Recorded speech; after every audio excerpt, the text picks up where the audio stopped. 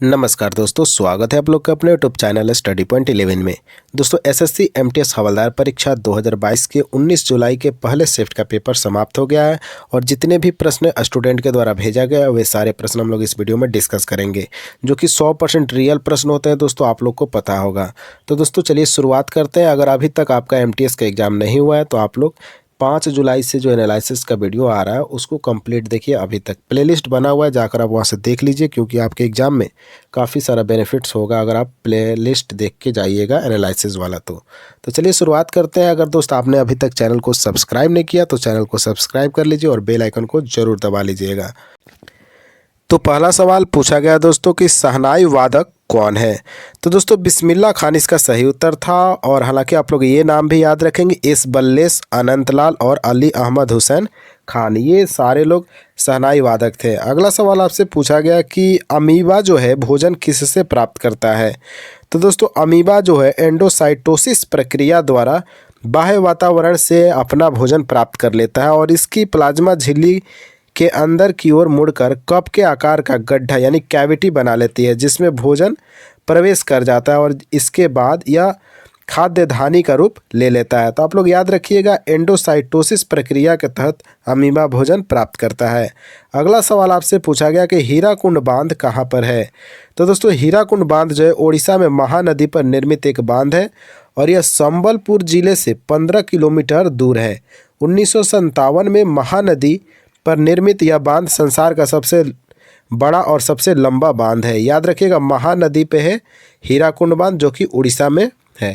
और कब इसका निर्माण हुआ था? 1957 में। इतना फैक्ट आपको याद रखना है। अगला सवाल आपसे पूछा गया कि विद्युत आवेश कौन सी राशि है। तो फिजिक्स से ये सवाल पूछा गया था दोस्तों। विद्युत आवेश एक अदिश भौतिक राशि होता है, आपको पता ही होगा। तो इसका सही उत्तर था अदिश राशि। अगला सवाल आपसे पूछा गया कि विधानमंडल में कितने सदन हैं। यानी कल के शिफ्ट में पूछा गया था कि जो हमारा संसद है उसमें कितने सदन होते हैं। इसमें पूछा गया विधानमंडल में कितने सदन होते हैं। तो दोस्तों जहाँ किसी राज्य के विधानमंडल के 2 सदन होते हैं, वहाँ एक का नाम विधान परिषद तो दूसरे का नाम विधानसभा होता है, और केवल एक सदन वहाँ उसका नाम विधानसभा होगा।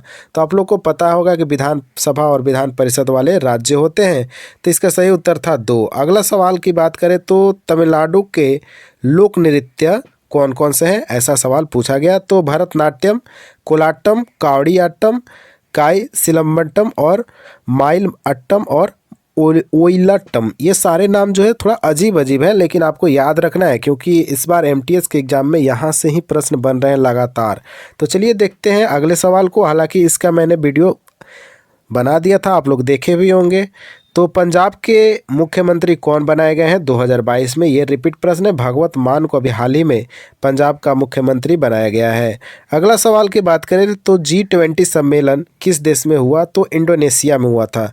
2021 वाला इटली में हुआ और 2022 इंडोनेशिया, और 2023 का अगर पूछता है आपसे तो भारत में होगा G20 सम्मेलन। अगला सवाल की बात करें तो प्रो कबड्डी 2022 किसने जीता।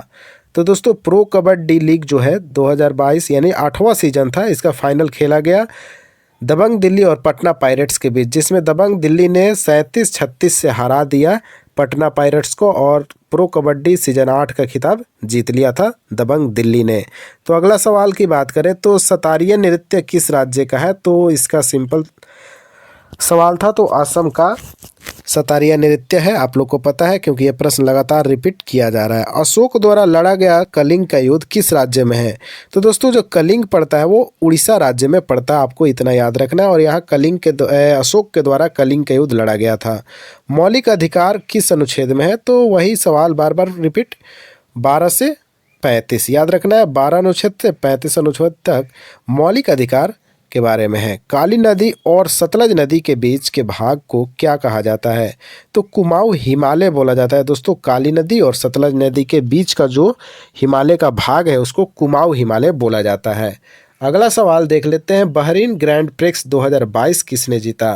तो दोस्तों चार्ल्स लेक्लर्स के द्वारा जीत लिया गया था बहरीन ग्रैंड प्रिक्स 2022 का खिताब, ये आप लोग याद रखेंगे।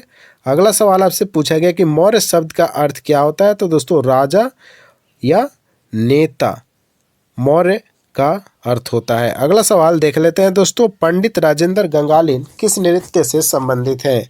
तो इसका उत्तर दोस्तों हो जाएगा कथक नृत्य से संबंधित है पंडित राजेंद्र गंगालीन।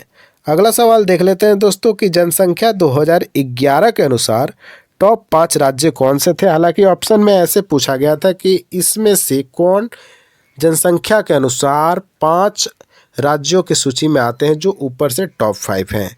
तो दोस्तों उसमें से एक था, अब कौन था इसका तो मुझे पता नहीं, लेकिन स्टूडेंट के द्वारा ऐसा सवाल बताया गया। तो मैं टॉप 5 राज्य के नाम बता देता हूं। उत्तर प्रदेश, महाराष्ट्र, बिहार, पश्चिम बंगाल और आंध्र प्रदेश, ये हैं जनसंख्या के अनुसार टॉप 5 राज्य। अगला सवाल आपसे पूछा गया दोस्तों कि निम्नलिखित में से कौन माइक्रो न्यूट्रिएंट्स नहीं है? तो दोस्तों ऑप्शन में था मैग्नीशियम और यही आपका सही उत्तर भी था। तो माइक्रो न्यूट्रिएंट्स मैग्नीशियम नहीं होता है, आपको याद है। तो ये थे हमारे दोस्त 19 जुलाई के फर्स्ट शिफ्ट का पेपर में जो प्रश्न पूछा गया जीके और साइंस से, वे सारे प्रश्न को हम लोग डिस्कस कर लिए हैं। अब आप लोग का एक काम है, चैनल को जरूर सब्सक्राइब कीजिए और बेल आइकन को जरूर दबाइए दोस्तों, क्योंकि मैं आप ही से बोल सकता हूं, और इस वीडियो को शेयर भी करते रहिएगा, क्योंकि मैं आपसे रिक्वेस्ट कर रहा हूं दोस्तों। अगर आप लोग रिक्वेस्ट हमारा मानते हैं तो ज़रूर इस वीडियो को शेयर कीजिएगा, क्योंकि इसी चैनल पर दोस्तों आप लोग के लिए आरआरबी के जितने भी एग्ज़ाम होने वाले हैं, एसएससी का जितना एग्ज़ाम होने वाला है, सारा का एनालिसिस कराया जाएगा। तो आप लोगों को काफ़ी बेनिफिट होने वाला है। तो आप लोग चैनल को सब्सक्राइब कर लीजिए और अपने दोस्तों को भी जरूर शेयर कीजिए, कम से कम एक दोस्त के पास शेयर जरूर कीजिएगा। चलिए मिलते हैं नेक्स्ट शिफ्ट के साथ, तब तक के लिए जय हिंद, जय भारत।